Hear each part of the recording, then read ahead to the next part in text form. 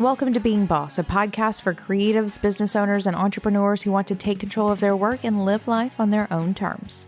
I'm your host, Emily Thompson, and in this episode, I'm joined again by my friends Erica Courdae and Tasha L Harrison as they interview me on the end of this podcast, including the hardships of deciding to quit and the future of being boss and what I'll be up to next. You can find all the tools, books, and links we reference on the show notes at www.beingboss.club. And if you like this episode, be sure to subscribe to this show and share us with a friend. Erica Courdae is a DEI coach and co-host of the Pause and the Play podcast. Her leadership has helped hundreds of individuals define their values, diversify their networks, and call people into conversations about inclusivity and individuality. Tasha L. Harrison is a romance author and creator of the hashtag 20K in 5 Days Writing Challenge and Word Makers, a writing community where authors come together to do the writing work. Both Tasha and Erica have been here on the show a number of times, both together and separately. If you want to catch up on them and their stories, check out their previous appearances on the show notes or in the show notes for this episode at beingboss.club. Welcome, the two of you, to the last guest-filled episode of the regular, as we know it, Being Boss podcast, where I mentioned in the last episode, you both have basically promised to make me cry, though you say that's not what happened. Oh my gosh. Here she goes, I know, just spreading kidding. lies. You know what it is? You know what she's doing? She's trying to bolster herself against whatever's coming. I am. Yep. Absolutely. So the goal for this episode is to have my two business besties. And I think this is even maybe an important sort of thing to say or thing to point out. As Kathleen and I were wrapping up our official business partnership, I found myself unable to go to her with like the stuff, right? Mm-hmm. Like she was the stuff, or like what was happening in the company was the stuff. And it felt unfair. She was getting out all the things. So I wanted to give her some space. Ended up becoming a business bestie relationship with Tasha and Erica about the same time. It wasn't like a purposeful, like, oh, I'm losing this one, let me go find two more. It was more like, as Kathleen was sort of moving into her thing, Tasha and Eric and I were connecting mostly about crystals and shadow work, if we're being the most honest we can be. Right? And so for the past 3-4 years, you guys have been my business bestie, and you have been through, whoa. Wow. Me. Freudian slip there. It's not like that, y'all. No. It's not. You have been with me through the transition with Kathleen, through all of the pandemic stuff, through sort of making the long decision to end the Being Boss podcast and all of the little things between. So I felt it really only right that the two of you be the ones here sort of getting this part out of me. And the idea here was for you to interview me on this process of, I'm going to call it quitting for the purpose, because that's sort of a gross word to most, but I don't want it to be a gross word. No. On this process of quitting and what that's been like and whatever else. So I sent you guys a couple of questions. I was like, here's some sort of places to get started. Come up with your own questions. And you are coming to me with your own questions, and I have no idea what they are. Nope. Didn't want you to. Nope. I feel like, did you guys talk about this beforehand without me? Oh, we legit talked last night for like an hour and a half. Oh my God. It was her idea. Her meaning Erica. I bet it was. It's always Erica's idea. Oh my gosh. Erica's going to have the hardest questions, the most deepest, darkest secret questions, probably. They're actually not all like bare your soul, but we'll be the judge of that, Erica. Tasha knows what they are, but I mean, you can't have created what you and Kathleen created that then when it became yours, that you evolved it into what you have done with it, to then just be like, okay, bye. Like, yeah, no. Because that's kind of how you left that last call with Kathleen. And I was like, oh, that's cute. Mm-hmm. That's what we're not going to do. And in all honesty, Kathleen has not been a part of most of what has happened for the past couple of years. And she's been here for a lot of episodes. We've talked about like a lot of things that are really important for business and ourselves and all of those things, but she has not had the inside look, which is why the 2 episodes with Kathleen came first. Right. And then the 2 of you next, because your experiences of this at this point are just more relevant than Kathleen's has been for the past couple of years. So yes, we did leave it very light and easy. And I knew that the 2 of you would drag out whatever needed to come out of me regardless. So the funny thing about that is that when you talk about, it then becoming yours, and Kathleen even acknowledging like, there was the FOMO and now she won't have to have any of that anymore. Yeah. You knew that there were changes that you wanted to make. You knew that you had a vision for what you wanted the entirety of Being Boss to be, but also the podcast. And so, of course, the obvious question for me comes up of like, do you wish that you had pivoted or shifted any of that any sooner than what you did? Oh, fuck. That's a good question. Well, shit. Here we go, everybody. Here we go. I haven't talked about this publicly at all, but you guys know. But I've talked about how whenever I took over Being Boss, my plan was to make it community events mastermind. But there was a 4th component of this that it didn't go very far, though it went further than I think even maybe you guys know. And that was building a podcast network. And that was something like I remember as we were drawing up papers for the end with Kathleen, I was having a meeting with my lawyer to talk about like, what do we need to do to create a podcast network? And what this would look like is creating a network of boss podcasts, right? And things relevant to bosses, but also done by bosses. And, are we going to hire them? Are we going to hire talent? Are we just going to like do like all of these things? And this idea of really scaling up what it is that we were doing. And I ended up, well, no, actually the pandemic hit, right? And we all went into like survival mode, and doing something big like that just wasn't feasible anymore. Like we were all just trying to survive. And I was trying to help 2 businesses survive. If I had just had Being Boss, maybe I would have done it anyway. But having Being Boss and Almanac, there was not any new things going to happen. Right. And as we have sort of been looking at things over the past year of going, okay, is this business model still viable? What do we do next? Or are we shutting it down? It really became a question of, are we scaling up?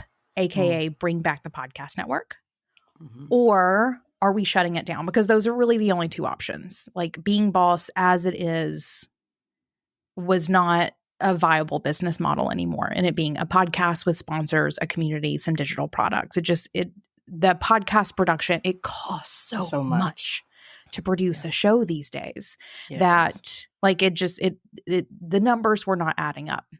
And so it was a matter of scaling up or shutting down. And there's been a couple of times where I've been like, if I had just started that network in 2019, right? Like if I had just done the thing, like would things be different now? And I come to know. Like I no regrets. So. No regrets. I think it could have been an opportunity. Even though podcasts have been like super popular now, like it happened, like the lockdown happened and then everybody went on Amazon and decided they wanted to be a podcaster. Yeah, but then you also had all the big names hopping in and being overpaid. So it shifted what the landscape, was going to ultimately be. And so to have jumped into something and then a year, 2 years, 2.5 years into it being like, well, fuck, now I kind of can't grow.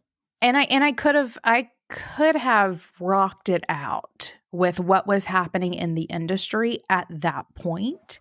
But when I sit back and look at it now, no regrets. Like I think it would be harder for me to step away when what I really feel is my truth in this moment is that it is time for me to step away. And so I am grateful, for better or worse, that things are in a place where it's like, okay, wow, this is not working, so let's just end it. Whereas it would be harder for me to walk away if it were considerably bigger than it is now. So no regrets. There's nothing I really wish I would have done differently to get me to this place now. I love that for you. Like, actually do. Like, actually do. Not sarcastically, but Yeah, for real, Right. for real. Because you get to the end and sometimes there is that place of you have all kinds of feelings. So getting somewhere and being like, nope, I'm actually at peace with it. Yeah. That's, I think, a beautiful piece of the, wrapping up of it. Yeah. I think so. I think it would have been amazing. It's funny. We recently went back to that conversation. It's sort of a last ditch. Like, okay, but really, really, is it over? Well, the only viable option is to redoing the podcast network. And the way the industry has shifted and changed, I actually think it would be harder to do it now. Right. And would it be easier if we had done it then? And like now, would it be easier? Maybe. But I don't know that. And I know that it's just hard enough right now that these are not the problems that I want to solve anymore. So being that you are wrapping up what the podcast has been, and I appreciate the fact that you said this too, you're going to give yourself some space to then figure out what is going to happen next. So I'm glad it's not just we'll just be back next week and I'm just going to go change clothes. I'm going to keep podcasting through this. I'm not right. I'm not going to take a breather. I mean, people that, what were you calling it? Like a quivot? Like people do that. Like they will be like, oh, the content's going to change, and they'll keep podcasting through it. And then eventually they just die off. Mm-hmm. Mm-hmm. Yeah. No, and slow quivot. Oof. Actually, it's a quit and then a pivot. But it's not even the same word. Yeah. It is. It's like, no, hard I'm stop. It's a hard stop. And then that part. So being that that's what you're going to do, the reality is that you contributed a lot to the podcast sector that you are now about to just kind of hop out of and then decide, do I want to be in it and how do I want to be in it? If so, and when I do it, it's on my terms. So good luck, y'all. But all of that being said, if you had to put a word on how you feel about the contribution that is being boss as Emily, what's the word? Honored is the... Oh. Good. Keep doing that and I won't cry. Perfect.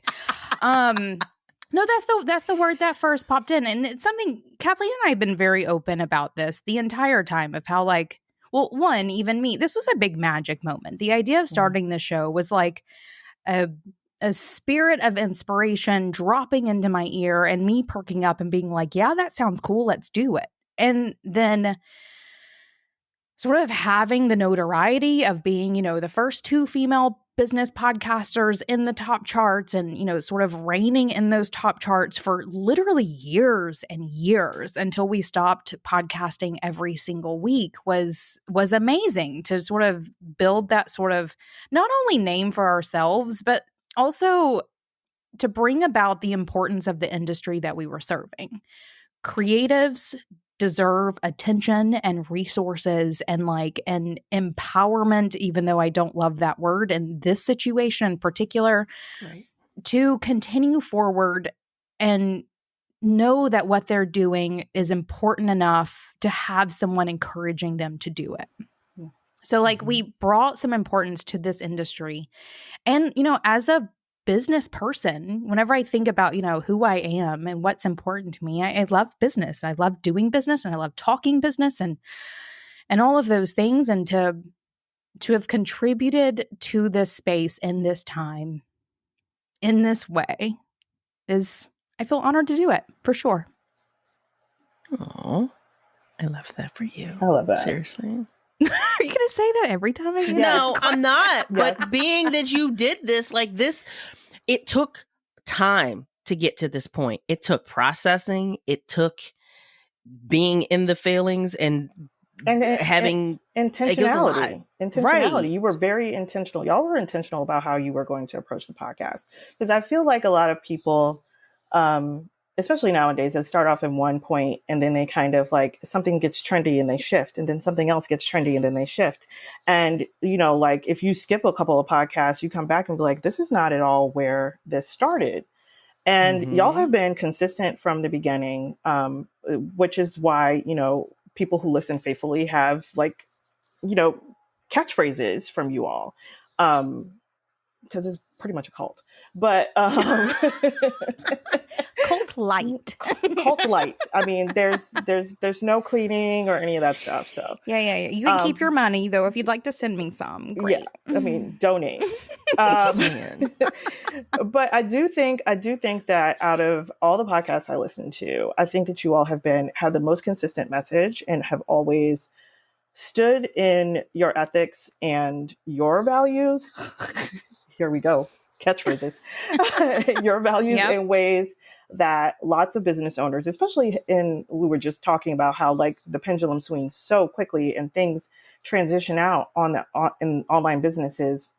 Even in the midst of trying to step on those trends, y'all haven't changed your message at all. So I think that's just, it's very commendable. Like you haven't, I know the pull must have been there to try to, like if you see people doing something close to what you're doing that's successful, the pull was kind of there. It was like, if we just kind of shift a little bit to the left, maybe we could get some of that energy, So.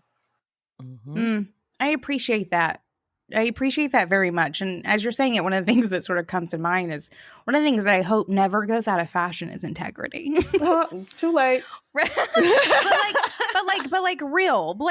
real. There will always be people who don't understand the importance of or don't care or whatever. But I would like to believe that there is this segment of humans in current reality who value integrity in a way that's something that Kathleen and I always talked about, right? Was like, what is in integrity? Or like one of our sort of boundaries for sponsors was always like, will it help them be boss? Like, is it in integrity literally with our brand? Because we got pitched by all kinds of crazy things along the years and could have made a shit ton more money, but it would have been out of integrity. And that's something that Kathleen and I always shared and is something that is, obviously very ingrained in me enough that as Kathleen left, it's something that I maintained and consistency breeds legitimacy. And like, there's all these like little things that sort of play into it. So I appreciate that wasn't missed, that it was enjoyed and favored in some way. And I do believe that it has kept us where we are. One of the things I talked about in that podcasting episode with Kathleen 2 episodes ago was that the Being Boss podcast is as big as it's ever been right now. Like this show has more downloads than it has almost ever had, with the exception of like right at book launch when we were doing huge PR campaigns. And right now, like we have almost no social media presence. Right. We have a little bit of a newsletter. Like it's what is still happening is our audience for the show is still just very much so there, which I love. And that kind of breaks my heart in terms of like, really, we're going to end this now. But it's not just integrity for the business, it's personal integrity as well, and integrity for my other business that actually is paying the bills right now, or like, isn't in this, cesspool that we talked about earlier. But I will say too, the hardest part of this, even go back to that, like, being honored to have done this is the community piece of like this community. And I don't just mean like our paid community. I mean, you guys, to some extent, or very much so, you both came to me because of the Being Boss podcast in one way or another. And all of my friends, because most of my friends are bosses these days, but also very much so the paid community and the free community and all of those things. It has been for them and you guys and like the integrity that I have built with those folks that have even kept me in this space as long as I have been. And that has been the hardest part of making this decision and why it was such a long decision to make in terms of what does this look like and is this really right and are there other options is really like maintaining that level of integrity with my community, though I don't think that is the only integrity to maintain. Integrity is layered, and a lot of people don't get that. Yeah. They don't. And the interesting part about it is that there's the integrity when you're intersecting with someone else or what you're providing or what you offer or just even what you're giving. But then there's the self-integrity. Does this work for me? Does this feel good for me? Do I want to be a part of this anymore? Where does my ego show up in this? Where does this feel more like a burden than a gift? And there's a point to where like you almost have to figure out what needs to stay and what needs to go, and understanding that that letting go or that ending doesn't have to be a negative. It's not a bad thing, but you have to say no to something in order to say yes to something else. That. I also think it's important to point out that like me and Erica are on bookends of this thing. Like, Yeah. You met Erica during the transition from, you know, Kathleen being bought out, doing it by yourself, and then having all of these big changes happen with the podcast community, business, whatever. And I've known you since the beginning, like since y'all were like recording your podcast on, you know, iPhone earbuds and like, you know, like I've been there since then. So it's when you started talking about like how much the podcast is still maintaining popularity, so it's still resonating with people. I just started thinking about like, oh wow, like there's not going to be a Being Boss podcast, a new one in my my schedule anymore. Which like I talk to you anytime I want to. Girl, you hear me all the yes, time. But that's not the point. The point is that like even though we are business besties, I don't want to be like, and me, Erica talked about this too. Like we don't always want to be tapping you for stuff like that. Like even if it's something that you know, it's just like it feels very transactional, to try to like, oh well, Emily will know because you know every fucking thing. Oh my God. Y'all hear that? She said it, not me. Uh-oh. See, I like that. I like the piece of where I get to actually be like, Emily, so this tree, what is this tree? I don't know what this tree is outside. Like I appreciate cast iron. Cast iron was a whole thing when I just saw you. And so y'all. Okay, I just sidebar. It's good. I used mine. What did you make? How was it? I made a spatcock chicken with onions and carrots, like in it. Like it looked like something. It looked like something Ina Garden made. I should have took a picture of it. I was too busy. You should have. Like the deliciousness of it. Like when it came out of the oven, I was like, what? Sidebar for everyone. Erica came to visit a couple weeks ago. I took her to Lodge Cast Iron. It's like 30 minutes from my house. They have like a factory store. She stocked the fuck up on her cast iron for pennies.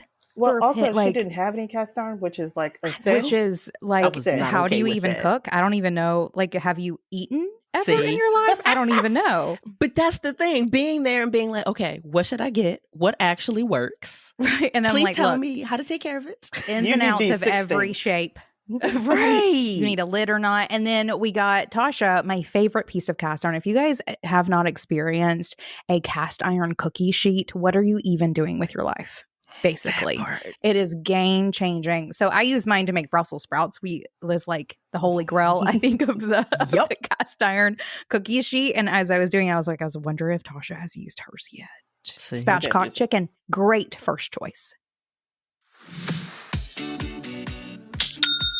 Is that the sweetest sound on the internet or what? That's the sound of another sale, another dollar, another customer on your Shopify e-commerce store.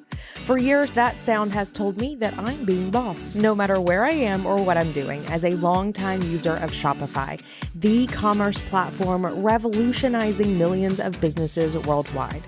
Whether you're selling crystals and candles like me, or you're selling your artwork, your planners, your tarot decks, or your seriously cool t-shirts, Shopify simplifies selling online and in person, so you can focus on successfully growing your business.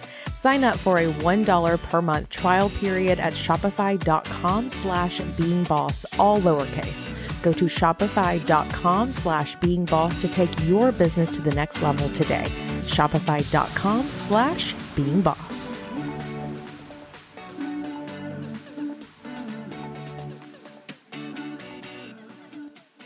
So thank you for cast iron sidebar. That part. But that's the thing, because you know a lot. And part of what had came up in a conversation with you and I recently is the fact of how like a lot of the knowledge that you've gained, whether it was through like actual formal schooling, like college, or even outside of that, isn't necessarily what you do. Mm-hmm. And so being able to have a relationship or dynamic with someone and you're able to access more than just the thing that they get paid for or that they're known for. This is an opportunity for you to actually be able to kind of be, like, this is what people know you for. And it's like, but there's so much more to you than that. And so now that you're letting go of this, what else gets to thrive now? Who knows what kind of weeds I got in here? I mean, that's the question, right? I have no idea. You brought up ego a minute ago, and my ego's like, me? You talking about me? Because that's something that I've actually struggled with a lot over the decision of doing this, of how much am I holding on to this because I am being boss. Right. And that so much of my personal identity, it has not only gone into my brand, but it has gone into me over the past couple of years. Who am I if I'm not podcasting and showing up in this space? And honestly, I'm probably cooking more, right? I'm probably spending more time in my yard. Or honestly, I don't know, because I have been doing this for 8.5 years. And so there is this like, there has like my ego on one side is like, I'm dying. That's the funny part, because one of the questions we had was literally about ego death. Literally. Yeah. No, I have been crying like every single day for like 2 months, knowing that this is coming because my ego is dying. But like, I also am more than just my ego. I'm like to think that I'm a relatively smart person, and I know that something is coming after, and I just have to like get beyond this point to know what is going to happen next. And there's like Emily the person, in which case am I going to become like a hardcore gardener? Can I actually get back to cooking, which is still something that I've struggled with doing post-pandemic. I got so burnt out cooking 3 meals a day for 2 years that I used to identify as like, I love to cook. That is one of the things that I do. You used to sew? I never loved doing like I love the idea of it. The practice of it makes me angry. But you're right. I haven't sewn anything in years. And for most of my life, there's like one sewing project a year. And I probably haven't, gotten out my sewing machine in probably 3 or 4 years now. And so I don't know what parts of myself have I had to tuck away, because so much of myself has been put into, and not only this podcast, but and I really want everyone to understand, we talked about this a little bit in the last episode, it's not so much having these conversations and like recording and showing up, though that is a part of it. Like, I'm very much so looking forward to having some space in my calendar, some space in my brain where I'm not thinking about the smart things I want to say on the next show or whatever it may be. But it's very much so like the business behind being boss and how difficult that has been over the past year of, I want my brain to solve other problems. I want my brain to solve solvable problems. There you go. Right. Mm-hmm. And so what will I be able to do when this has been dismantled enough that I can have both my brain space back and whatever part of my ego has been obsessed with being boss? I don't know, but I'm excited for cooking Emily to come back, because I'm going to be. I'm going to be at the table. This is the funny part. She says this, and yet when we were in the cabin, sure enough, she was cooking. When I was at the morning that we left to go and meet you, Tasha, I get up. What is she doing? She's making caramel. Making sauce for coffee. For coffee. See. She is that girl from TikTok that was like, oh, my man wants peanut butter and jelly. I'm going to roast some fucking peanuts. Grind the peanuts. Yeah. Make it into add oil, make it into peanut butter spread. Right. Preserve the grapes. Like, this is Emily. Right. She's like, oh, this is what you want? You want pimento cheese? I can make you some pimento cheese. I don't like pimento cheese. That's one thing. David made a pimento cheese joke yesterday at your expense. Really? Because we were eating pimento cheese, and he was like, oh, I'm sad Tasha's not here. Well, you can tell him that I had a nightmare about whales. And I will let him know. It'll terrify him. Perfect. So yeah, it has been coming back a little bit, and it's been in like making time to do things like, let me just whip up a caramel sauce really quick. And Who says that? Who's this? I know. Let me just whip up a caramel sauce real quick. Okay, but I did, TikTok didn't I? wife. You Drag did. wife on TikTok. If you start wearing an apron in like 50s style dresses and pin curls, wouldn't that be so fucking cute? I was you would gonna be say, so cute though. It would be really cute. I wouldn't be mad. I That's a love it. vibe. I actually used to have this really cute little vintage sort of half apron that I got in an antique store. It disappeared in one of our moves, and it's like I still think about it. It was so adorable, and it's cute little like antique roses and ruffles. Anyway, thanks for reminding me of that. And I'm sad. Sorry. Just kidding. Is there anything that you're anxious to say goodbye to? Oh, gut reaction was no. I love that. Right? Actually, yes. I will amend. This is something that I've thought about a lot over the past 6-ish months, especially as I have done the last bit of travel that being boss has afforded me, right? And not just like literally monetarily, but like speaking gigs or like, you know, I'm going to go to this retreat to do this thing. And granted, we've talked about in past episodes, I still am going to do my masterminds. We'll talk about that in a little bit. I'm still going to do my retreats. I love doing that work.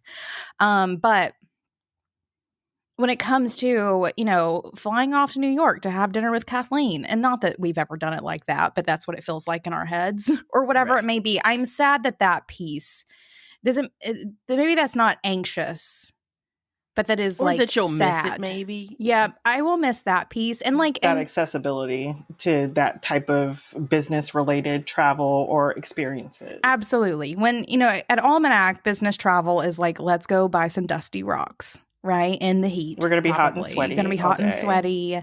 And the meals we have are not going to be fancy. Right? Yeah. Like we're going to... No bohongles.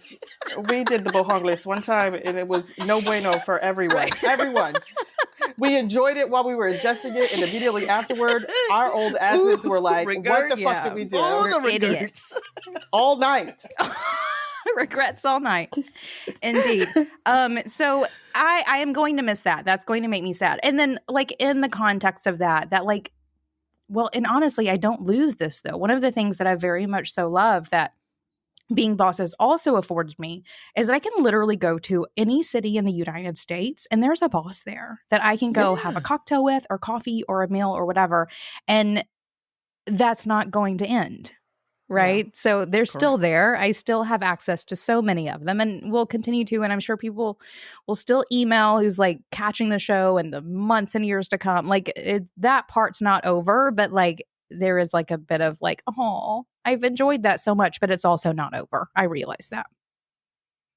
There are tons of people out there that will stop doing the thing and then we'll go on the whole like award tour of I'm going to talk about this and get paid to talk about it for the next 20 years, even though I don't do the thing anymore. So if you wanted to, you could y'all want me to come like, talk about quitting being boss? That's like a whole like anti-hustle cuteness that I'm here for it. No, I mean, this is a thing that, you know, like part of what our friendship has taught me is that my belief that things don't have to last forever is totally okay. Like if it's not serving me, I can absolutely quit it. Even if on the surface it looks really successful, it's paying you. But if you are not, you know, staying true to your own integrity and you feel stressed out or, you know, constantly always thinking about solving unsolvable problems and, you know, like you can quit it. Yeah. You can quit it. Mm-hmm. You don't have to do this. Right. Even if things are as great as they've ever been or whatever it may be, that is absolutely something that I want everyone to take out of this. I have quit many businesses in my day, right? I sold a tanning salon when I was 20, right? That never stops being like crazy. I know. Who gave you a business at 19? Several people were involved in thinking this was a great idea. I mean, it was. Yeah. But also who says, hey, I know. Give it to her. I know. Well, I was a very mature teenager, as you can imagine. Trauma. So, there was like, I sold a business when I was 20. I quit indie shopography a couple years after starting indie. I had an Etsy shop selling jewelry. And I mentioned in the last episode, like one of the top sellers in the early days of Etsy, like it was going great. And then once I packed up everything and moved, at one point, I never unpacked it. Like it was no longer serving me creatively. It was like, and there were other things that were serving me creatively and monetarily that sort of make it easy for me to put things down. And it's also something that I struggled with that a little bit in those early years, obviously, but it's one of the things that being boss has taught me, like in doing these episodes and talking to these people and exploring my own sort of thoughts and, perspectives on things, is that the creative's road is windy, right? We're going through these journeys. We're picking up these tools. We're putting them in our tool belt. We're using them in the next iteration of whatever. And whether that's like the ins and outs of shapes of cast iron to like wet trees, like, all of these things. These are all tools that we're putting in our tool belt that lead us along this path. So how hypocritical would it be of me if I were to have spent the past 8.5 years having conversations with some of the industry's like best and brightest, like not just thought leaders, because that's a loaded word in itself, but like people who were actually out there making things and making a difference in their communities, who all have these windy roads, for me to sit here and go, I can't quit. I have to hold on. Like, no, like, allow things to live through their lifespan. No resuscitation, or a little bit as needed, if you just want to really make sure. And we've done that with being boss a little bit. It's had some light CPR for sure. No extraordinary measures. No extraordinary measures, but then there is a time when you just like, you pull the plug. Like it. This is awful metaphors, y'all. Sorry. Call it. If I trigger warnings, I don't know what's happening here, but it would be inauthentic. It would be untrue to what it is that I've been here sharing with everyone if I weren't okay with sitting here and being like, I quit and I'm good with it.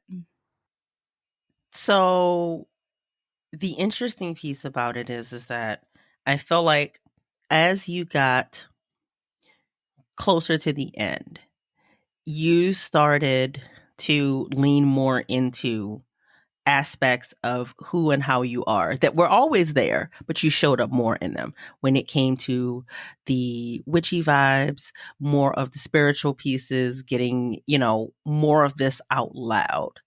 And it all plays so beautifully with everything that is Almanac and what it provides, the nature pieces of it, the intentionality, all of these vibes that are free, that show up there. I wonder how much of that spirituality, that intentionality, that mindfulness from that perspective played a part in you transitioning to being like, all right, y'all, I'm about to pedal in rocks. This is what I'm going to do. Because there was a time when Emily was like, rocks ain't got no feelings. She still will say that sometimes, and then be like, I'm sorry. I don't feel nothing from this. And then she will promptly apologize to the rock, like, I will not. I'm sorry, I did not mean that. You are gorgeous, beautiful, but I don't feel anything here. Look at you, right? Petting my rock right now. It's that's the Lemurian. See, I knew it. No, wait, no. This is one of the smoky citrines. Oh. No, this is not. This is actually just a citrine. Okay. This is a whole other batch. Sorry, there was a batch of citrines that sent Tasha off the deep end. Yes. Ew. It was a whole bowl, you guys. It was. The vibes were too high for Tasha. Too high. Yes. Okay. So what was the question?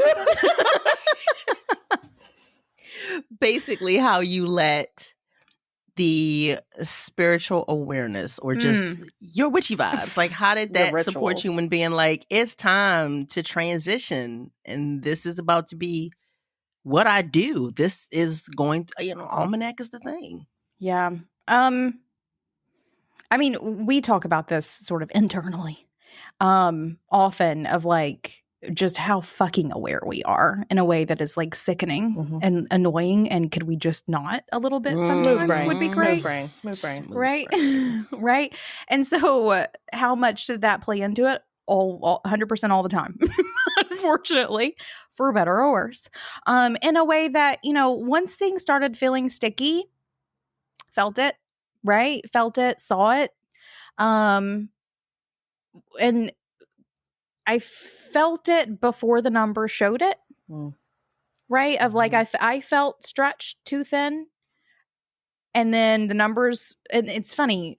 I feel like once I made the decision that the Being Boss podcast would come to an end. And if you guys remember, I was like, 2 years. Like, I'm going to give it like, because, we just opened the Almanac store. Like, I'm not trying to just like do the thing. But the universe is like, tomorrow. Right? No, like a year. Like you get a year. And really, you get like 6 months. And then the next 6 months are going to be really fucking hard for you because you're done. Because you are absolutely done. And so I have been very aware of that and sort of feeling this acceleration of a process that me personally could have like taken a little longer to do, but like spiritually understanding that no, I set the intention, so I'm getting it now, whether I like it or not. Right. So there has been a process of accepting that and sort of maneuvering, as well as always just, again, for better or worse, I don't know if this is like a personal power or a flaw. And don't they all play that way though? Legit. They do. Right? Where I like the big magic moment that equated to the creation of the Being Boss podcast was real. And I've talked about my magic moments multiple times over the past couple of years. And I'm always open to them. And I have been annoyed that I haven't had any in a while. But that's like my own shit to work through in general and whatever. But I also am not done with this process yet. And I feel like it won't come until I am ready for it. And because I'm literally still sitting here recording in this moment, I am not ready for it.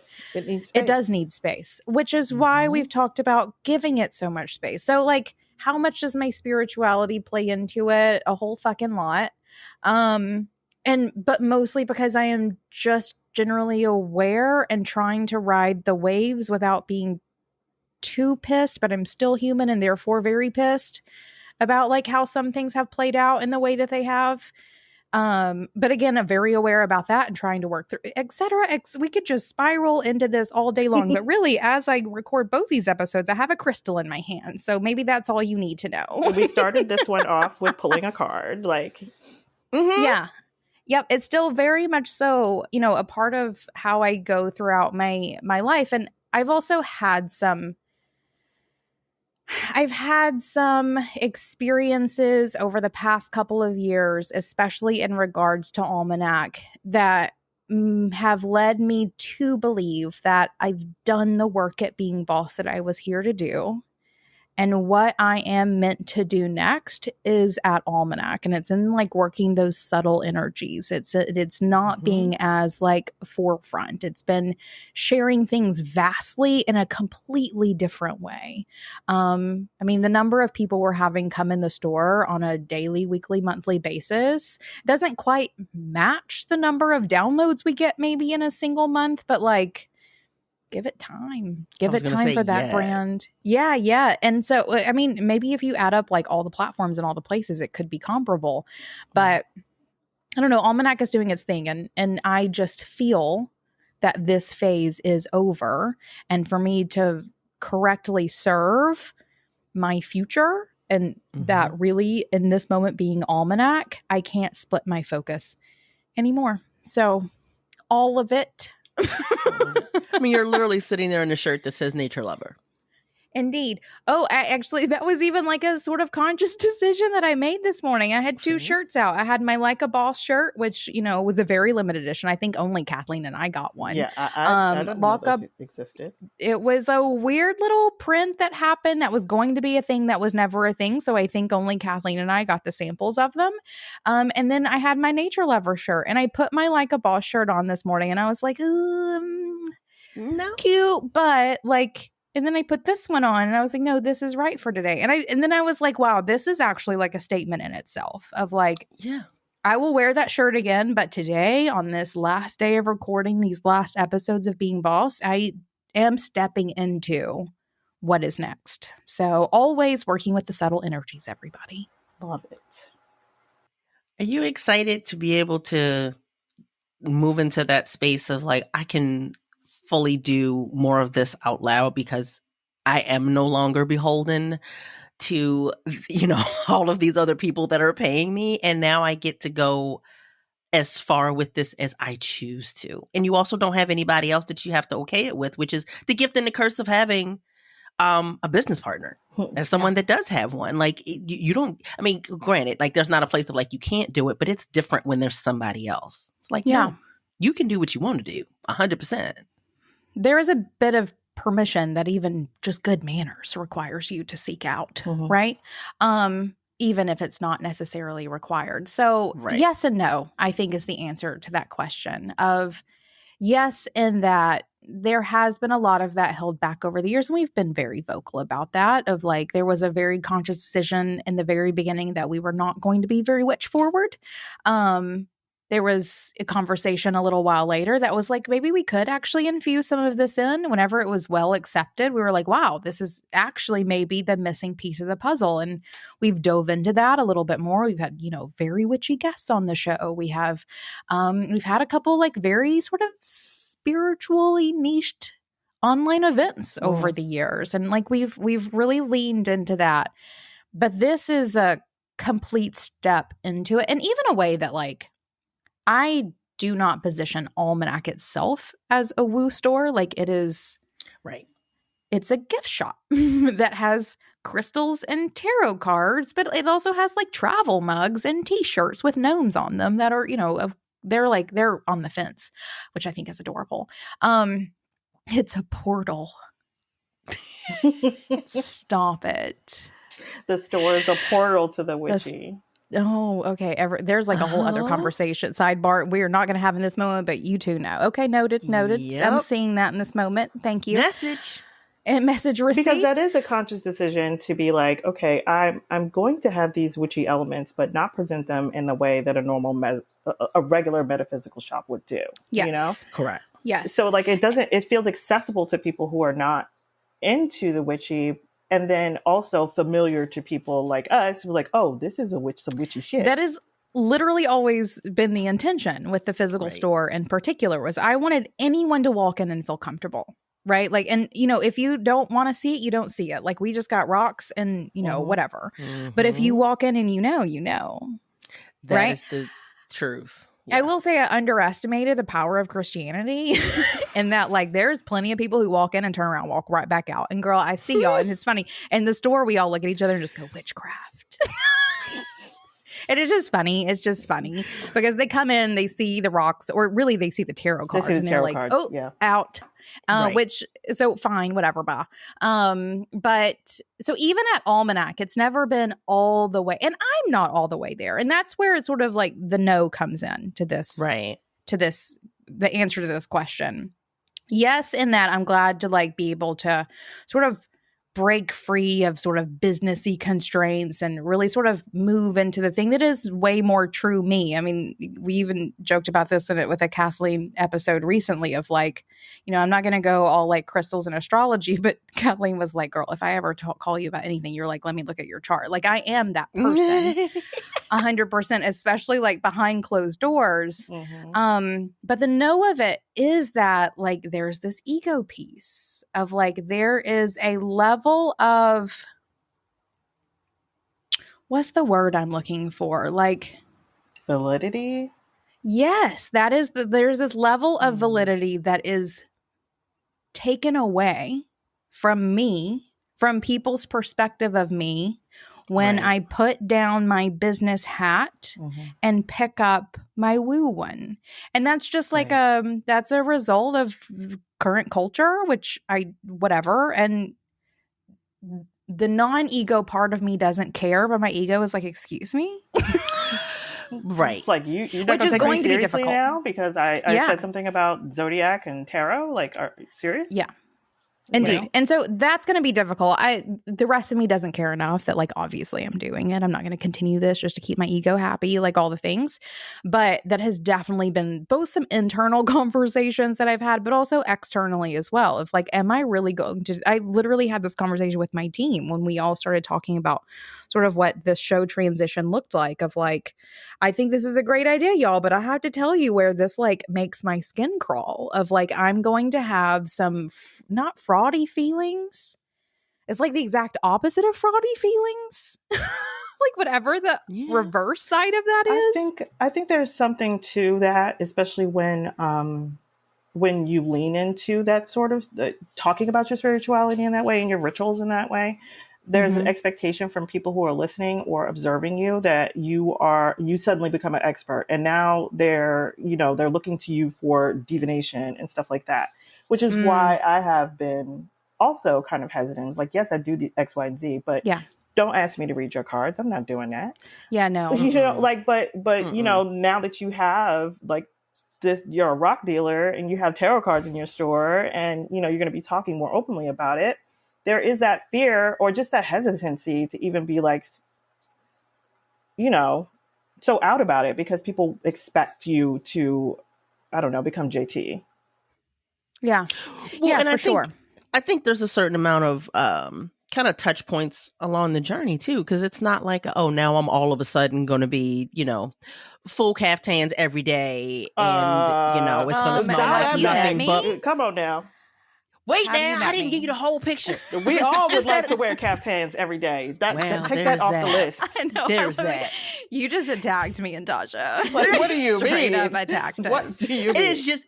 It is that mental picture that people have of what it is. And it's like, that doesn't have to necessarily be your particular way of experiencing it or displaying it, or all at once.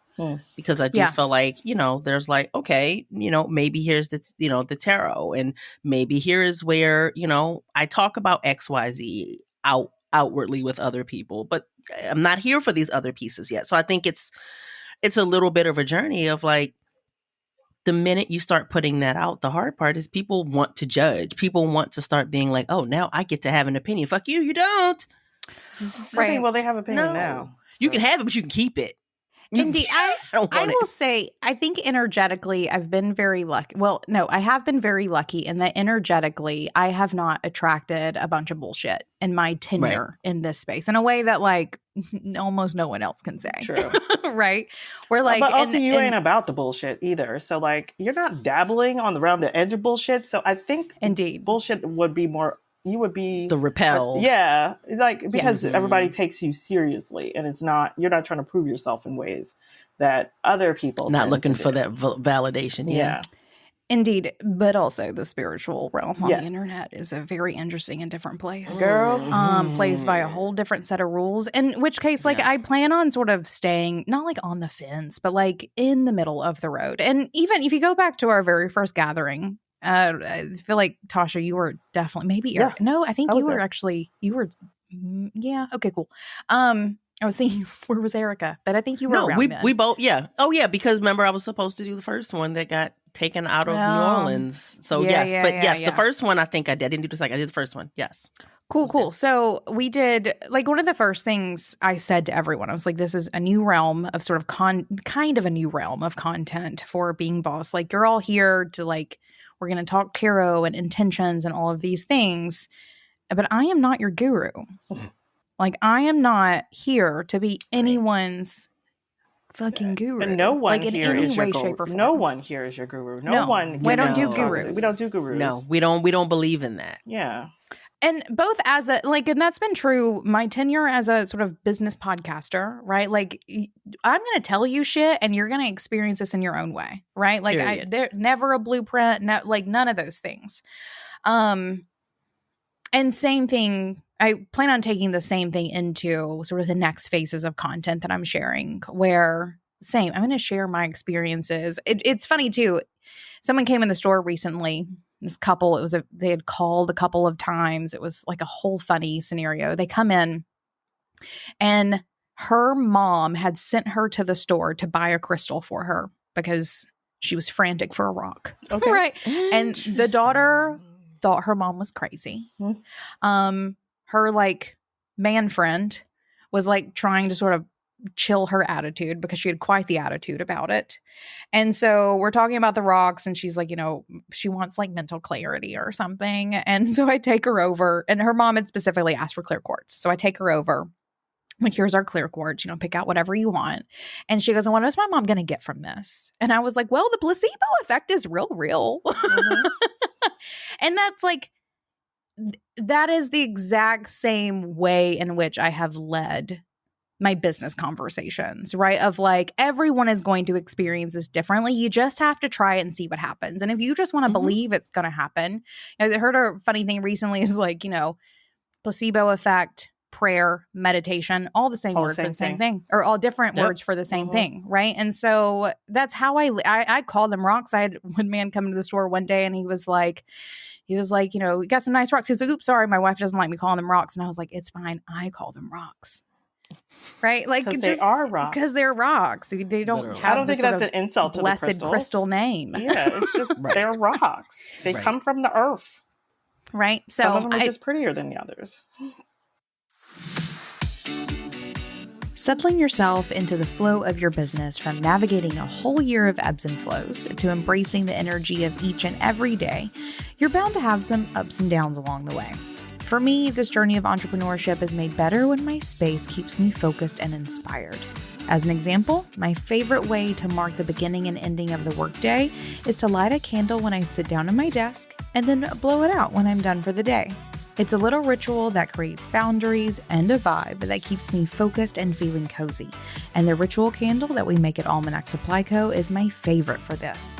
In fact, my whole shop is filled with items that I've curated to create the vibe for feeling connected, in flow, and inspired, with candles, crystals, and other goodies to help you create a dreamy workspace, bedside table, or bookshelf. Come gather inspiration and check out my favorite in-stock items at almanacsupplyco.com/beingboss and get 15% off with code BEINGBOSS at checkout.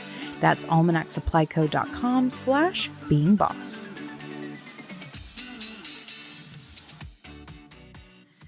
I feel like we might have got a little tangenty for that question, but that's my answer.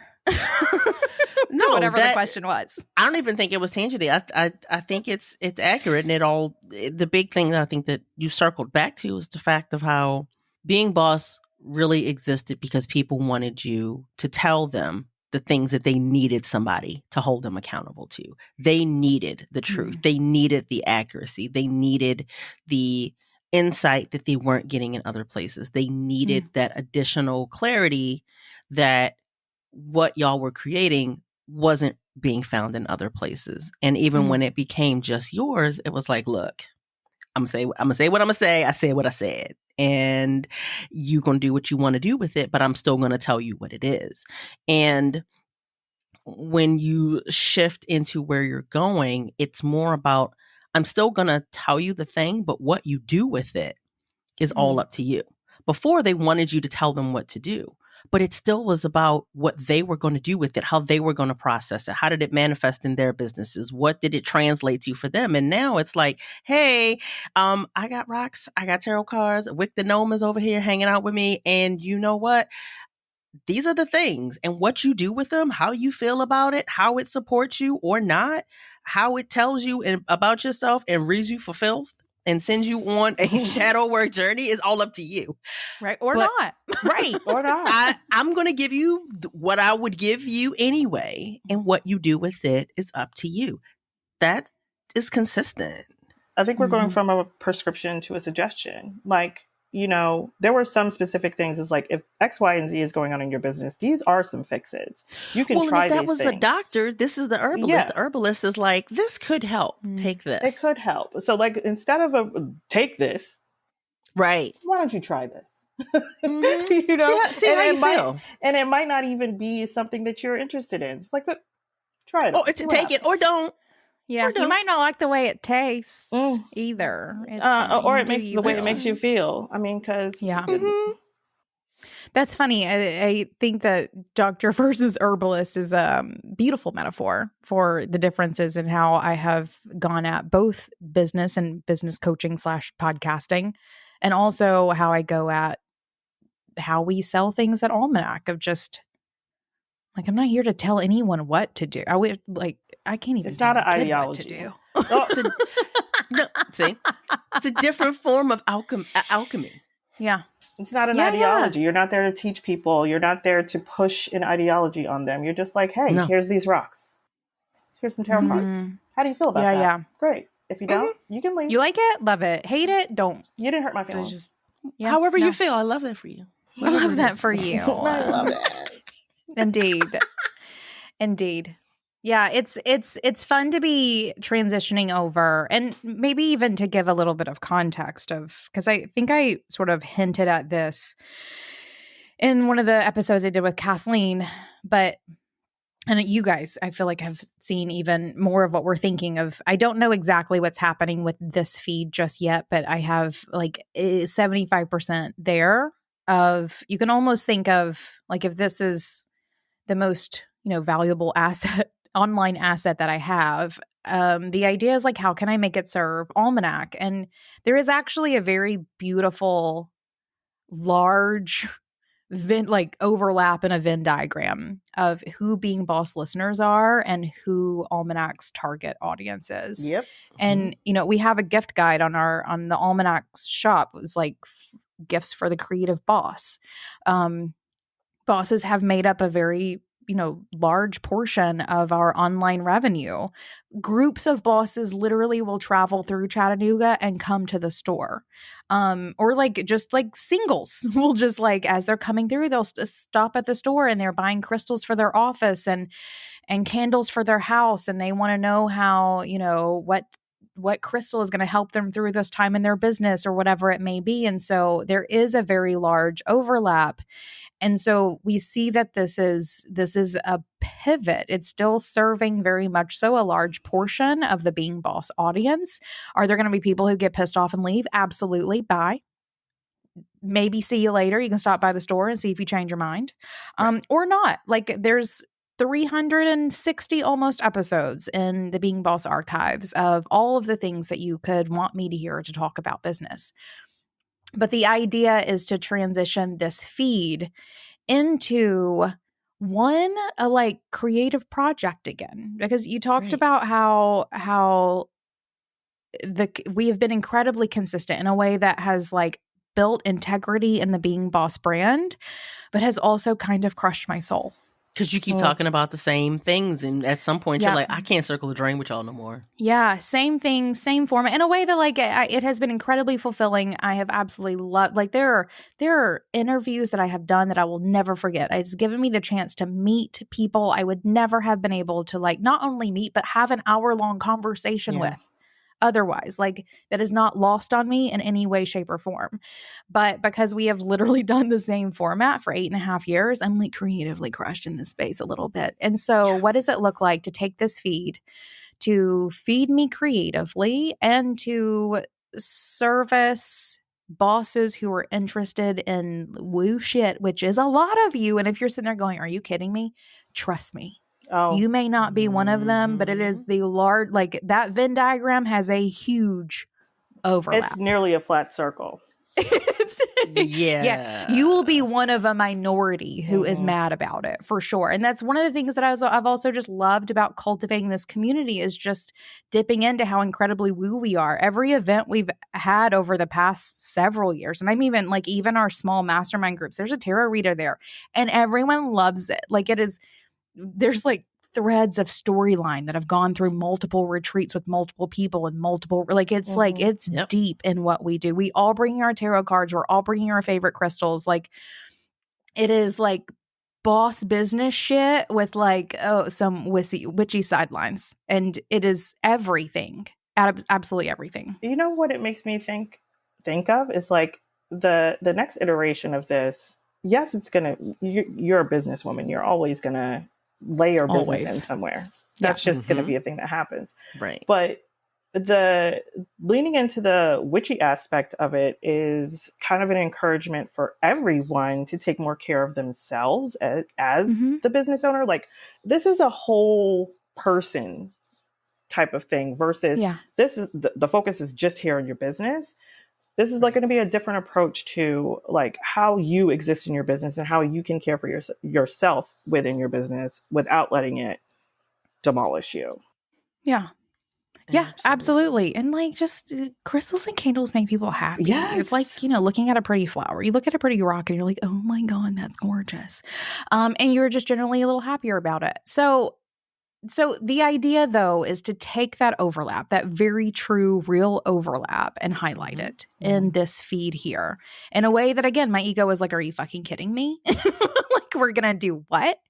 And then the other, again, larger side of me is like, absolutely, this is what we're going to do. And so the idea is there's actually a couple of ideas, and that's sort of the fun of it. If I get to buck every podcasting norm, right, where you have to release, an episode a week forever, or you have to have these very concise, like 6 episode seasons, and every single episode has to have the same format and the same speakers and the same content, the and same all these length things, and all these things, the same, like all the bullshit podcast, right, and like years of it. If we were to buck all of those norms and look at it through the Almanac lens, what would it look like? Like a Being Boss flavored Almanac lens.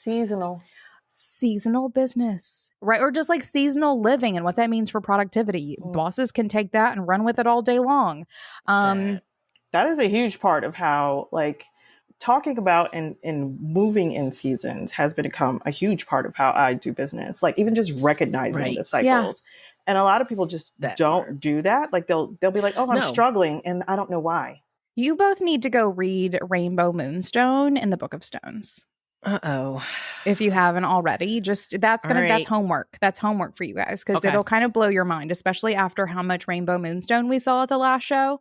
You're going to be like, oh shit. Rainbow Moonstone good at stuff. that. Good stuff. And we're all wearing, I'm wearing Moonstone. I'm not wearing any rocks. No, that's a lie. I'm wearing a meteorite. I have a bunch of rocks on. I have tons of rocks on. Just a meteorite and a pearl. Anyway.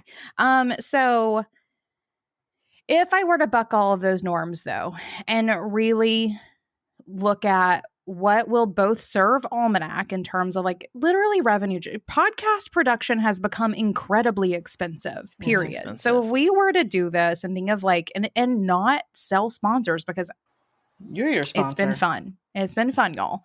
And if something comes along, absolutely. Something that makes sense. But in terms of like hunting it down and like, absolutely not.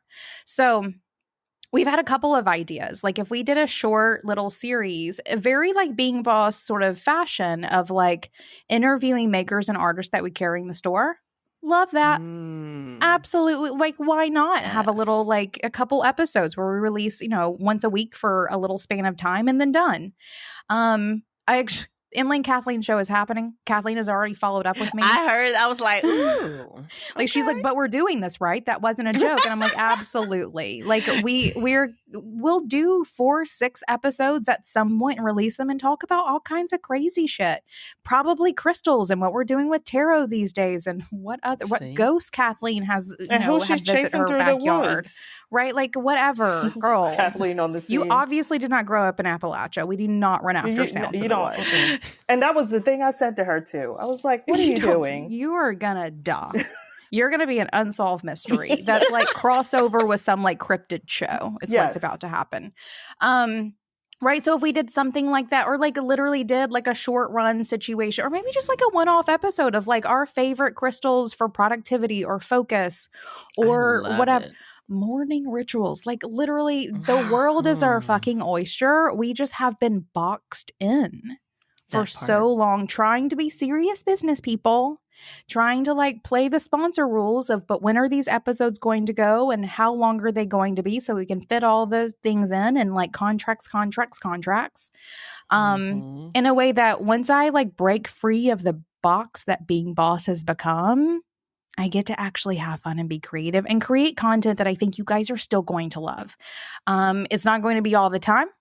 It's not going to be, as serious as it always has been, but that's the evolution, right?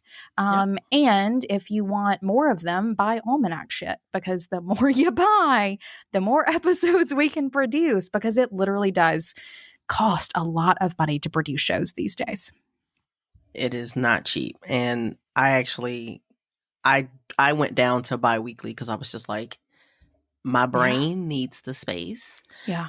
And having that opportunity to be able to tap into the other aspects of creativity, which, you know, part of the benefit of being friends with the two of you is that I have tapped into that in a way that I didn't have people around me to tap into it in the same way when it comes to cards and crystals and those types of things. Did I have some of it in my head, but was it understood of what it was and how to utilize it and how to let it be a support system? And so it's so easy to be like, oh, it's just a deck of cards. And it's like, that deck of cards told me exactly what I needed to know that I didn't want to tell myself. And so it's just a deeper conversation with yourself. It really is. It's a level of intentionality and just being purposeful and aware that, you know, it is not any of the stories that people love to tell you about cards or crystals. It is the conversation that you are now pausing long enough to focus on something else to have with yourself and to hear what's going on. Yes to all of that. And I think that when you are working with the subtle energies, as I will call them again, you're sitting down with your cards or you're like making out with your crystal. Don't make out with your crystals. That was I'm like, joke. y'all. I just say, do not put crystals in your orifices, please. Absolutely Refrain. not. None of them. Okay. Not making out, but definitely cuddling sometimes with my crystals. You know, you are putting yourself in a more receptive state than you are if you're talking to a business coach. Right. Like if you're talking, like there's like a little bit of like defending and like I need to explain myself and like you're not understanding my situation and like all of these things. So that whenever you receive feedback from someone in those situations, it's not as easily received as if you were sitting down to like get a message from the cards or like, you know, just spend some time with your rocks or whatever it may be. I've literally had I can think of one situation in particular where Kathleen and I we've talked about this on the show. We were in New Orleans with a business coach. We were all speaking at the same conference together with a business coach that we were actively working with at that time. We're all speaking at the same event. Kathleen and I go off to get our tarot cards read. And this was one of the earlier iterations of the Being Boss community.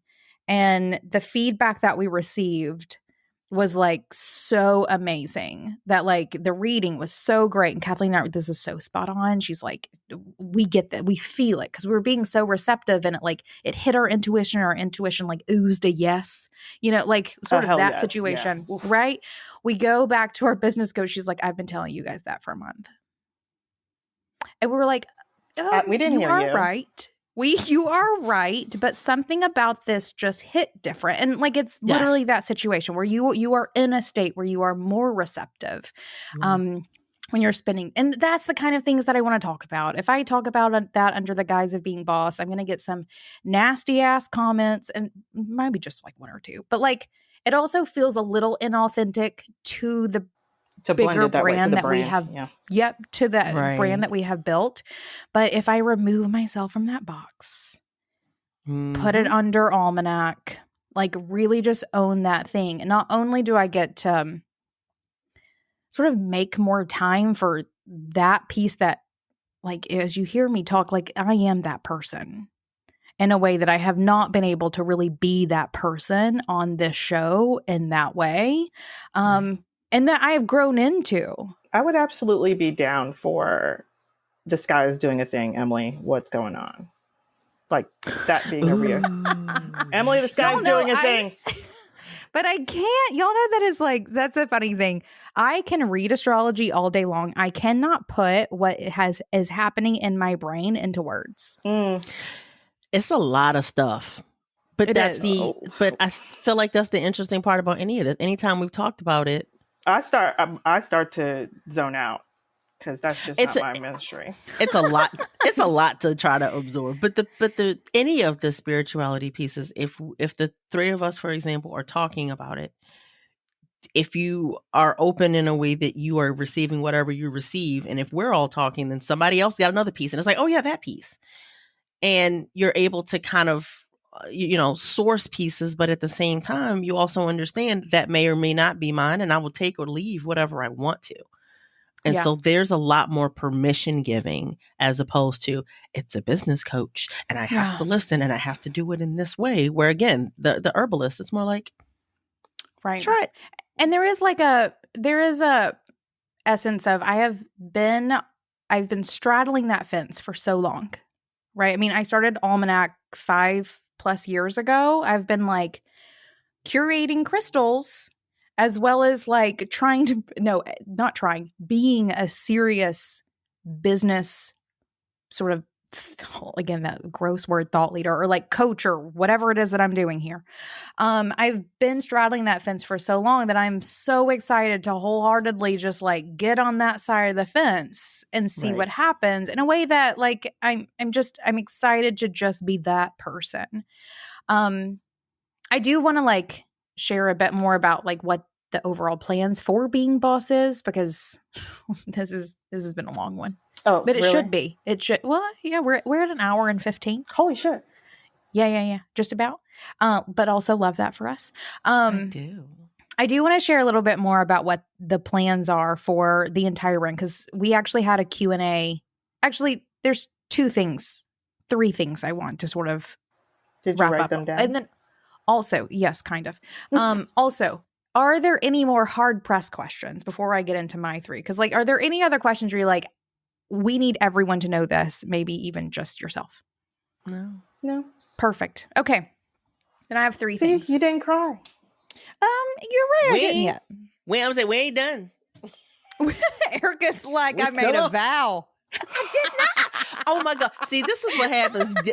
They're like, it's always her. She's gonna make everybody cry. She's gonna come with the hard stuff. You know it's true. Erica, what was the last Marco Polo you jumped in? It was like at like 11 o'clock at night, you're asking like existential what is your questions. soul's greatest desire? What? And I'm like, oh my God. My soul's greatest desire right now is to go to sleep. To go to sleep.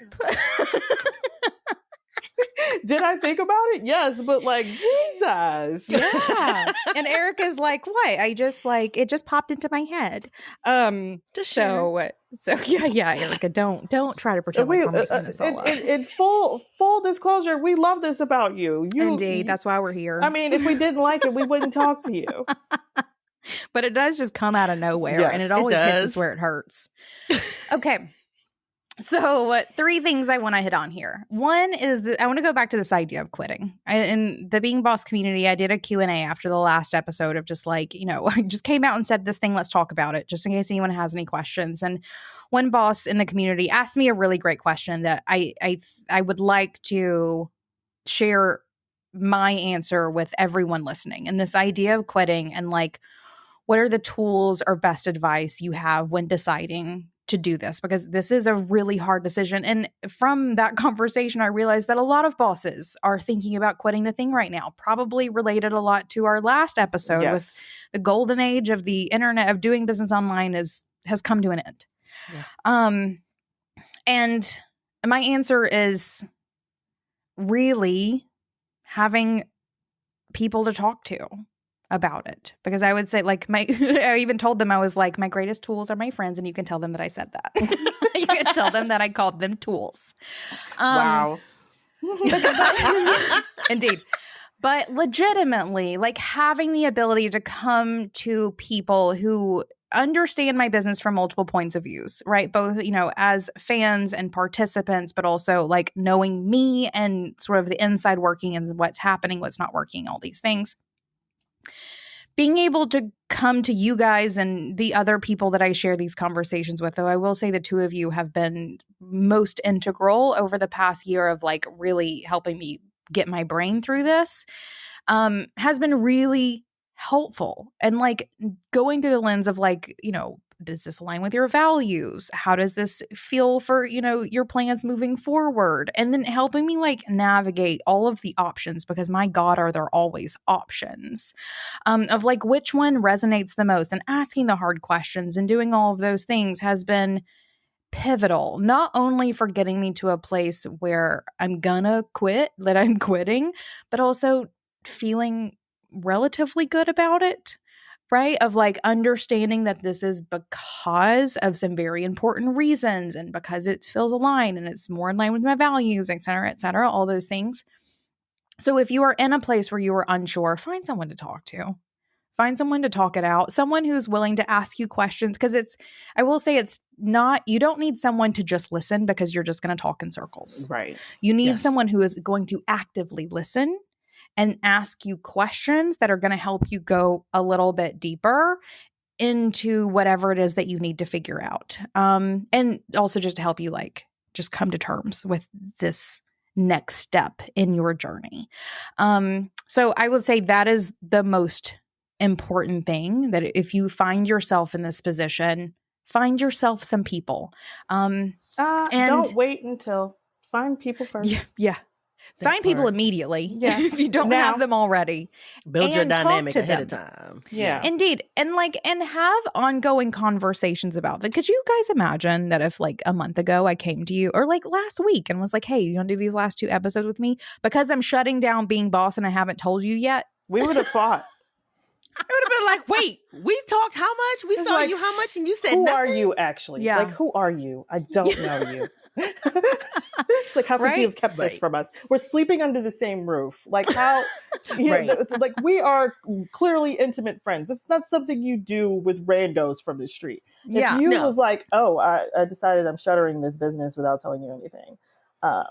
We'd have to be in the street. We're going to box it out. Well, but what you said is important too. Yes, you have to ask. You want someone that is going to ask you the questions, but you have to be willing to be in that conversation. So you have to understand that they might ask you a question that's going to be a hard question, or they might give you a response to a question of yours, and you're like, oh. So and Erica knows this because she's the boss at both of those things. So basically what you need is an Erica, because she's going to make you be like, ew, fuck you. Yeah, hate that question. Gonna have to answer that one later. So yeah, I think that's the most important thing. I will say another really helpful thing is a couple of months ago, and we knew this was happening, but we went ahead and did it for both businesses. Creating a database of all of your subscriptions. Mm-hmm. If you haven't done that already, do it, because when it comes time to start dismantling things, it's going to come in real handy, right? Yeah. Of just and not even closing down, but literally managing. We have one for Almanac as well of when are yearly subscriptions, gonna renew, and what are we using this thing for? Is it short term or long term, et cetera, et cetera. I feel like that's one of the smartest things we've done in the past year is building databases using Notion, but using whatever for all of the subscriptions that make your business run, because these days, most of us have a lot of them. Yeah, we do. Has been really helpful. Any other thoughts on quitting? I think the biggest piece across the board of anything is it requires a level of radical honesty with others, with yourself, about what it is, what you do and don't want, what you do and don't enjoy. This is not the time to give the polished Instagram answer. This is not the time to, say the thing that you think everybody wants to hear from you. You have to say what it is, whether it's hard, whether it's uncomfortable, whether it's difficult. No bullshit allowed. You just can't.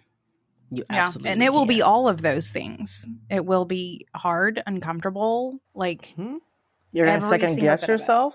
You're going to second guess yourself. You're going to quit and then be like, you know what? Well, what if I, Well, that's where you need the time. This is not a rush thing. This is not I'm going to schedule how this goes.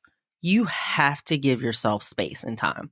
If Emily showed up and said, all right, y'all, I'm going to do this, and I'm going to do it in 3 months. Wait, what? How? I mean, I will say, I think there are times and places. I have both been afforded a runway and also held on a little too long.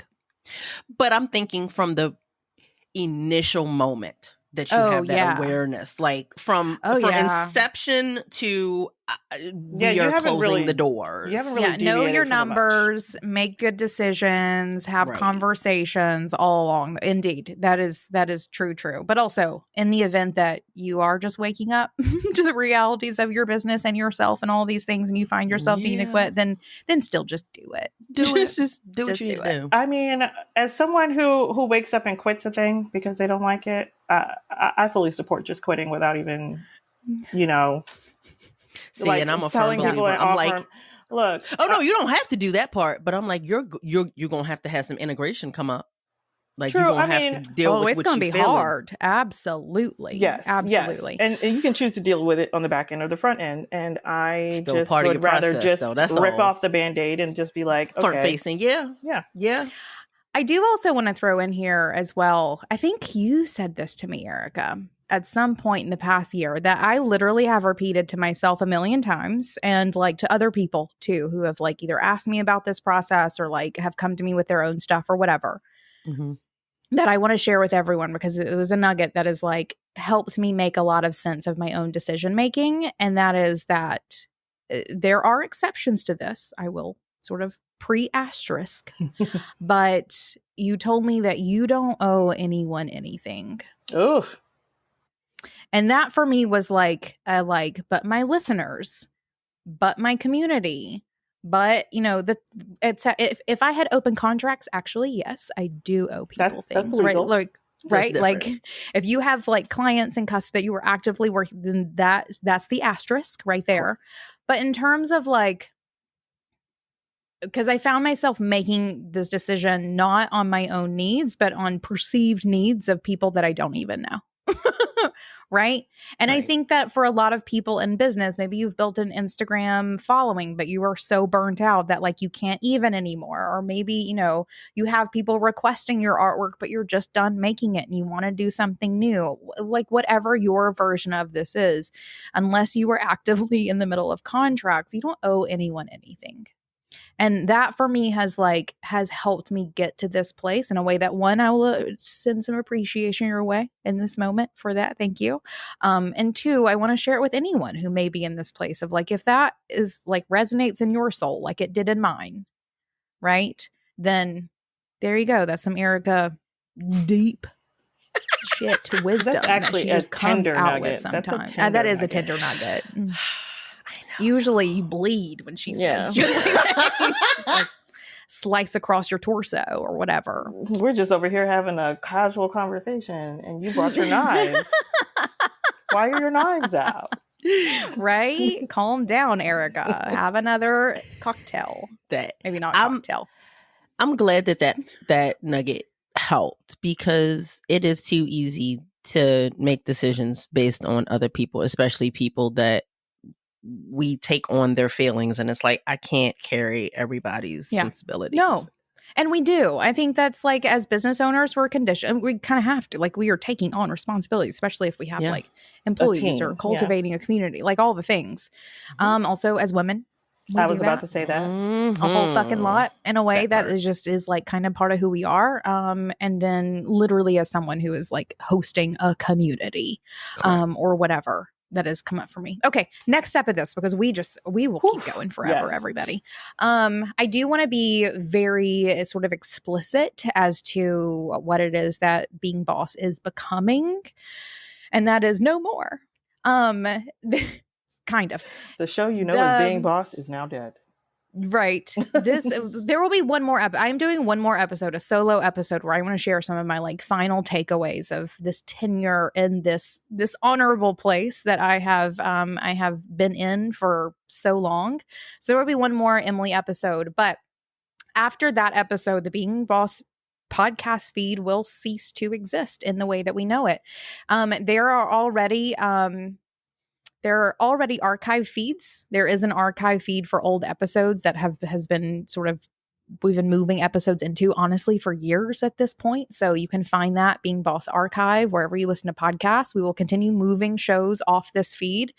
There's this thing in RSS where you can only have 300 things showing at any given time. We're at episode 350 something here at recording this one. So there's already episodes that have been missing from the feed for about the past year.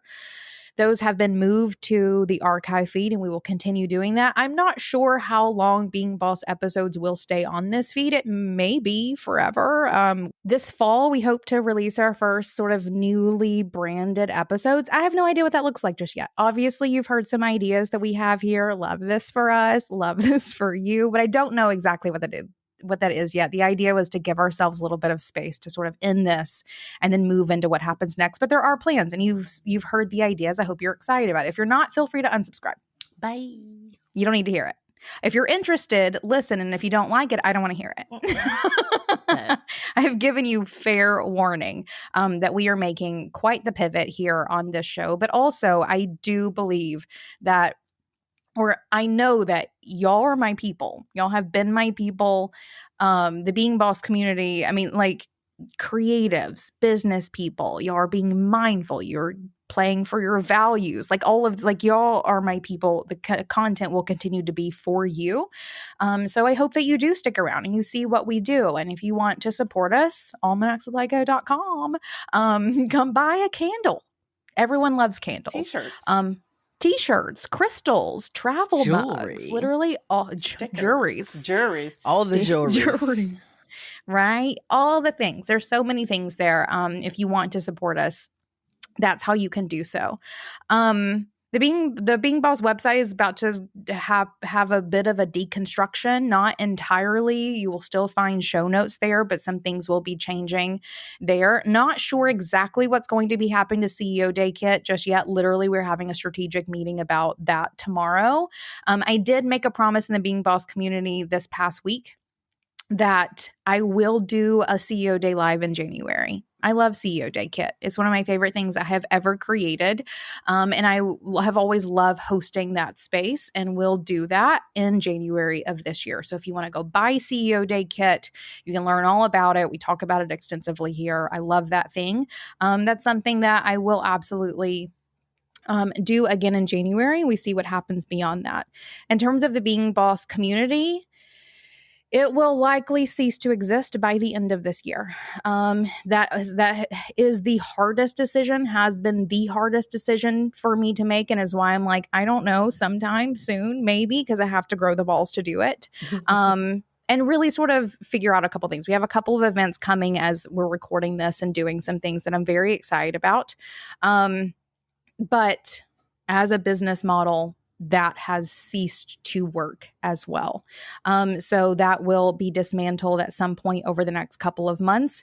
I will continue doing my C-Suite Mastermind. As we talked about in the last episode, like word of mouth is everything for businesses these days. I'm not doing huge launches of that mastermind. It's a mastermind group that I have been running since 2020.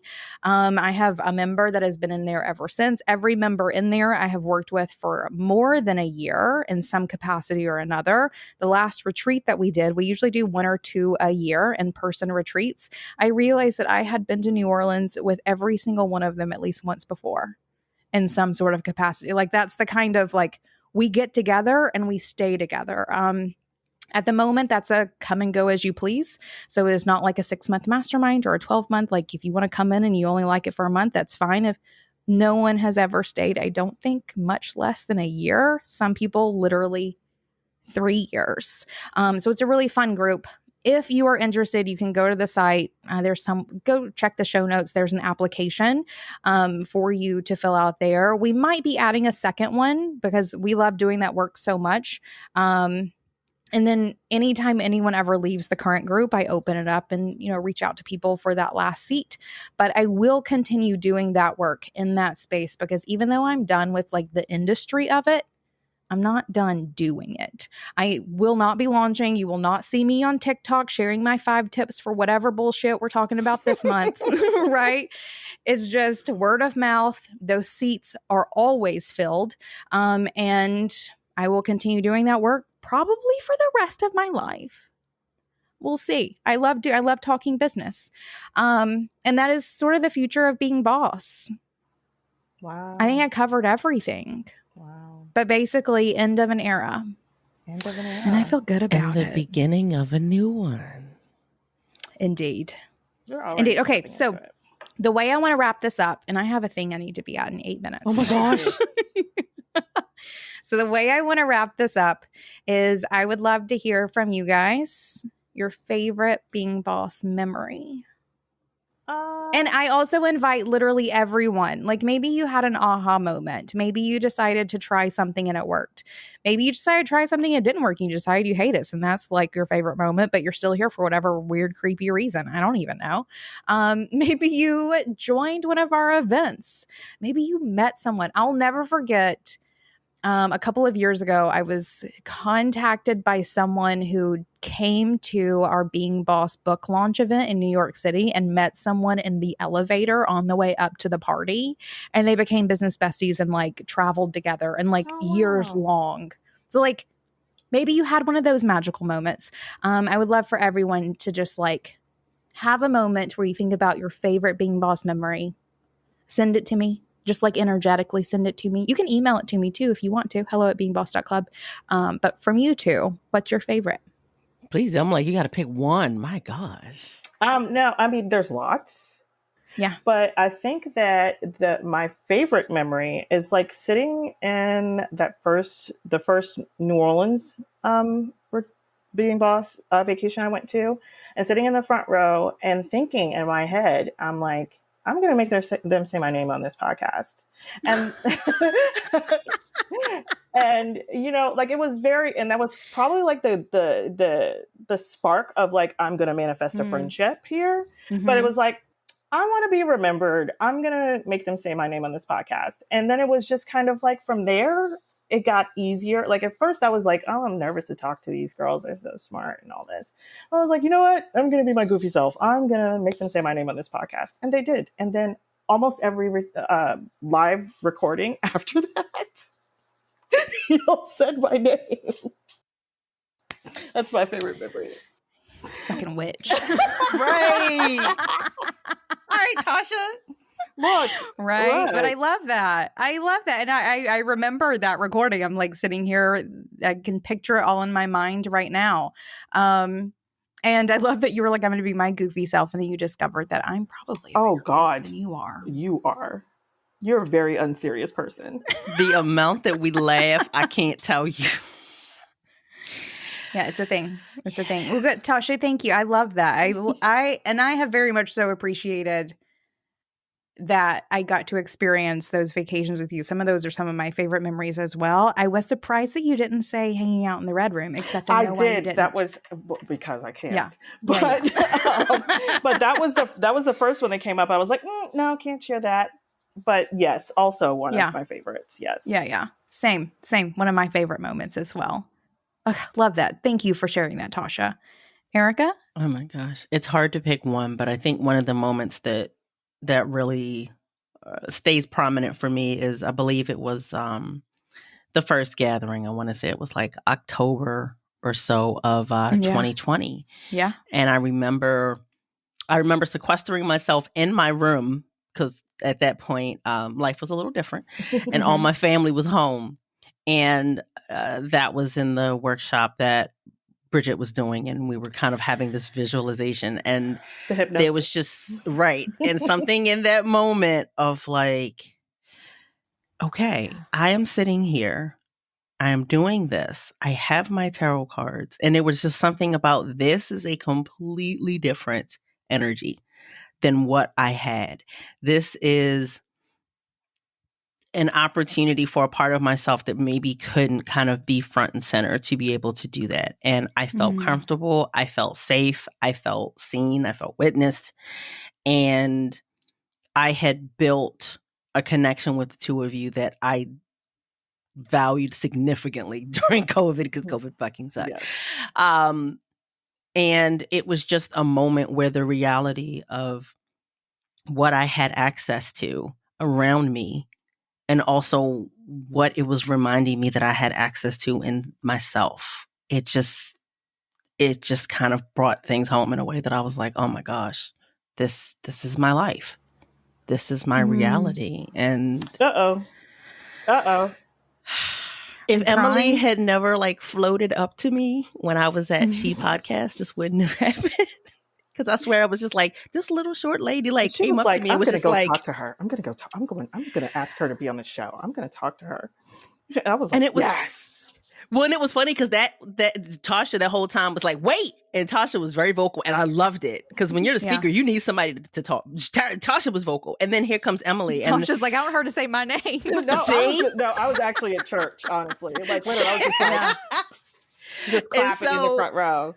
Yeah. And I had no idea the impact that me saying yes to being at that conference was going to have in so many ways. And me not knowing you and being completely open to meeting you as the human. I didn't know being boss, but being boss and what it was becoming was what impacted me. Yeah. And there is that part of me that is sad that it is going away. And I am grateful for the nucleus of what it is and what it was and what it always will be, which is my Emily, to do what makes her happy. I know. That's really sweet. That She podcast was quite the event. I think that's when Tasha became my business bestie, my next business bestie. Mm-hmm. I told Tasha that I was buying Kathleen out, and she was the first person that I had told, like other than you know David and maybe my lawyer, right? And then meeting you at that, and that was quite the magical little event. Who knew? I appreciate both of those. Those were some of my highlights as well. Sure. I'm just grateful to have been able to experience it when it was going into that iteration, and I got to be fully in it. And now it's like, you know, the memory of it is still there, but I'm really excited for whatever is next. And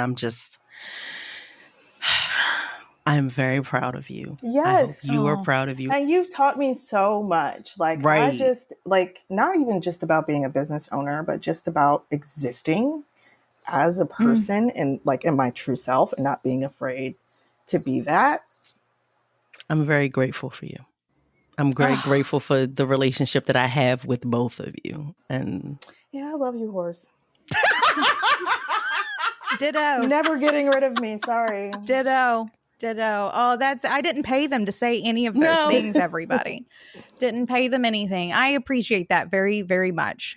Very much. I will throw, I literally have to leave in this minute, but I'm going to show up late.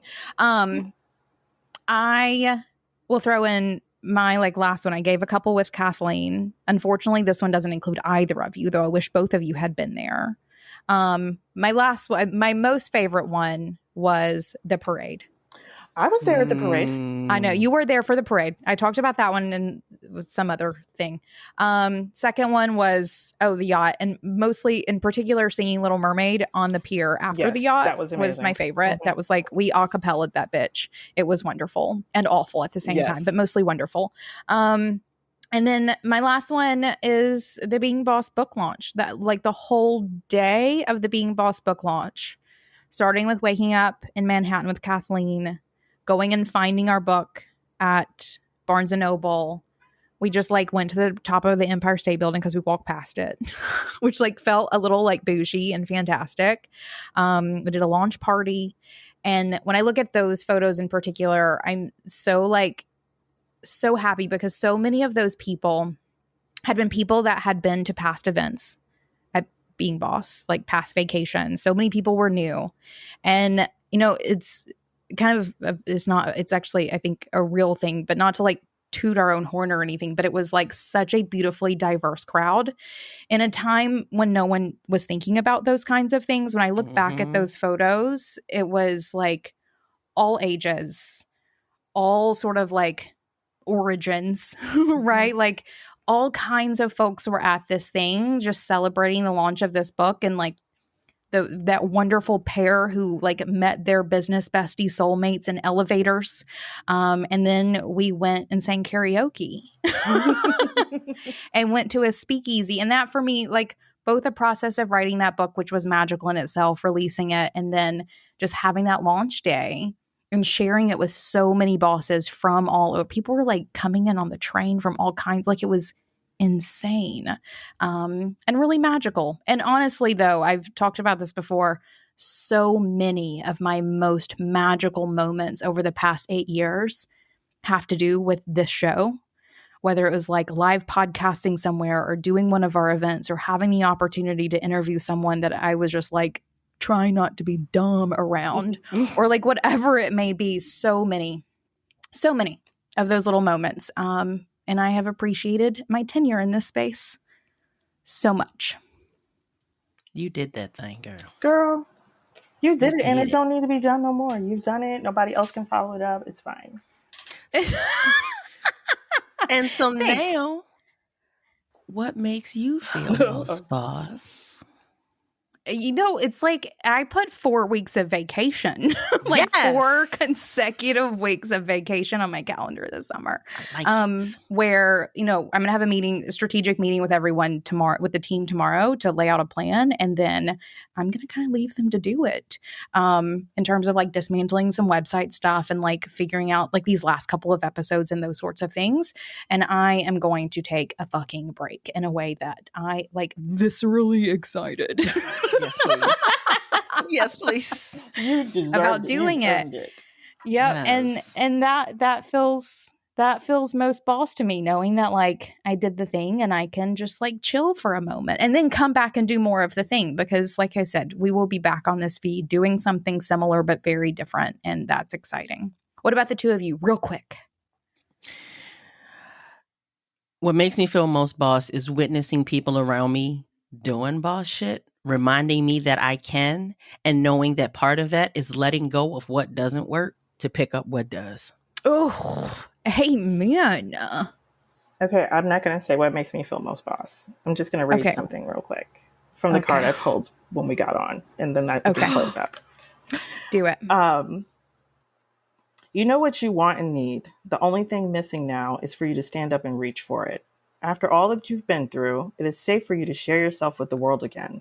The right people are waiting for you to rise and greet them with an open heart. Oh, if that doesn't make me cry. I'm like, damn it. It's there. Yeah. We're waiting. Yeah. And I dare say for everybody. That's literally why we're all here, right? Yes. That's why we're all here. Oh, love it. Okay, thank you, both of you, very much. This has been an absolute treat, of course. Always. And I look forward to... I'll just see y'all later. I'll see y'all later. Yeah, we're going to. All right. It's not bye And forever. right. And for dramatic. everyone else, I will be back for one more episode where I'm going to be solo sharing some of my like most heartfelt lessons and experiences of these 360-ish episodes of this crazy ass show. See you there. Decor for your office, gifts for your clients, celebrations for your own job well done. Find it all and more in our handmade candles and carefully curated collection of crystals and gifts at almanacsupplyco.com/beingboss and get 15% off with code beingboss at checkout. That's almanacsupplyco.com/beingboss. Now, until next time, do the work, be boss. Yeah.